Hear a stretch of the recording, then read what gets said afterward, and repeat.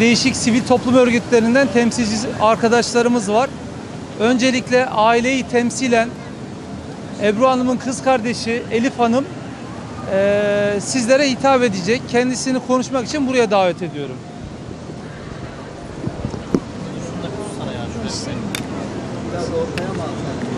Şöyle ortaya alalım mı? Tabii. Ablam Ebru Özkan 27 yaşında. Sıradan bir Türk vatandaşı. Kendisi 20 gündür İsrail'de gözaltında ve bize sunulan hiçbir gerekçe yok. Söylenilen tek şey güvenlik tehdidi olduğu yönünde. Terör örgütüyle bağlantısı olduğu söyleniliyor ama buna dair ellerinde hiçbir delil yok ve hangi terör örgütü olduğunu dahi söylemiyorlar. Biz ablamın sesini dahi duymadık bu süreçte.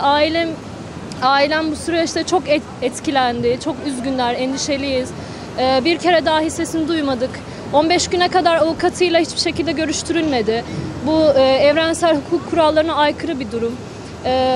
Ben ablamın bir an önce Türkiye'ye dönmesi için gerekenlerin yapılmasını istiyorum. Arkadaşlar hoş geldiniz. Haziran 2018 tarihinde Kudüs ziyareti programı sonunda İstanbul'a dönüş öncesi Tel Aviv Ben Gurion Havalimanı'nda Ebru Özkan hanımefendi pasaport işlemleri sırasında İsrailli bir görevli tarafından durdurulmuş. Görevlinin İngilizce biliyor musunuz sorusuna Türkçe hayır cevabını vermesi üzerine başka hiçbir gerekçe gösterilmeden alıkonulmuştur. Beraberinde bulunan grup görevlisi ve grupta bulunan arkadaşlarının itirazlarına karşı İsrailli yetkililerce bu sorunun derhal çözüleceği ve Ebru Özkan hanımefendinin bir sonraki uçak ile Türkiye'ye gönderileceği bilgisi verilmiştir.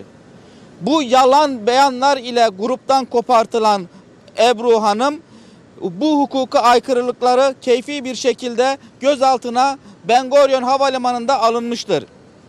Bu durum bizim tarafımızca Türkiye Kudüs Başkonsolosluğu'na, Tel Aviv Türkiye Büyükelçiliğine ve Türkiye Dışişleri Bakanlığı'na bildirilmiştir.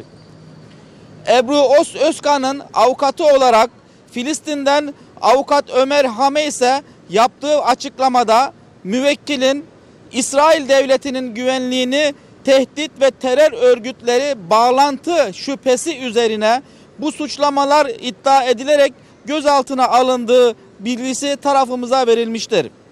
Bu gözaltı dayanaktan yoksun ve tamamıyla keyfidir. Biz bu işgalci İsrail devletinin bu terör söylemine yabancı değiliz. İsrail devleti daha önceleri 12-13 yaşlarındaki Filistinli çocukların 25-30 kişilik İsrailli askerlerince silahlı ve tam teçhizatlı olarak gözaltına alındığını da biliyoruz. Uluslararası hukuk normları ve temel insan haklarını ihlal eden bu davranışlar bir devlet davranışı olamaz. Gayri insani, onur kırıcı ve hukuku ihlal eden davranışlar işgalci İsrail'in bir devlet politikası haline gelmiştir.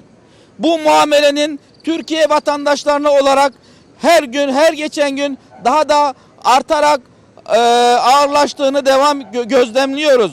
Nitekim Türkiye'den giden her Kudüs Filistin gezisinde grup üyeleri tarafından hem Filistin'e giriş ve çıkışlarda güvenliği tehdit gerekçesiyle çıkış kodu 5 ile başlayan etiketler ile İsrail güvenliğini tehdit oluşturdukları gerekçesiyle aşağılanarak detaylı ve onur kırıcı bir şekilde aramaya maruz bırakıldıkları hakikatini hepimiz biliyoruz. İsrail görevlilerinin hukuka aykırı ve gayri insani tutumları nedeniyle İsrail'i kınıyoruz. Gerek hukuk kuralları, gerek mütekabiliyet ilkesi uyarınca kabul edilemez olan bu onur kırıcı, haksız ve mesnetsiz muameleler gerçek bir devlet davranışı olamaz. Bir an önce bu hukuksuz uygulamalara İsrail devleti tarafından son verilmesini talep ediyoruz. İsrail hapishanelerinde 11 Haziran 2018 tarihinden beri 20 gündür haksız olarak, hukuksuzca ve keyfi olarak gözaltında tutulan ve çıkartıldığı her mahkeme karşısında hukuksuzca keyfi gözaltı süreleri ile tutukluluk süresi devam ettirilen, yetkililerce de avukatları ile de uzunca bir süre görüşme hakkı kısıtlanan, savunma hakkı kısıtlanan, kişisel görüşme hakkı kısıtlanan Ebru Özkan hanımefendinin derhal serbest bırakılmasını ve kendisinden özür dilenmesi gerektiğini huzurlarınızda kamuoyuna duyuruyoruz. Teşekkürler. Bu basın metnine destek veren sivil toplum örgütleri şunlardır: Yeryüzü Avukatlar Derneği, Hukukçu Kadınları Derneği, Hukukçular Derneği, Mazlum Der, Hukukun Üstünlüğü ve Yay Der. Teşekkürler.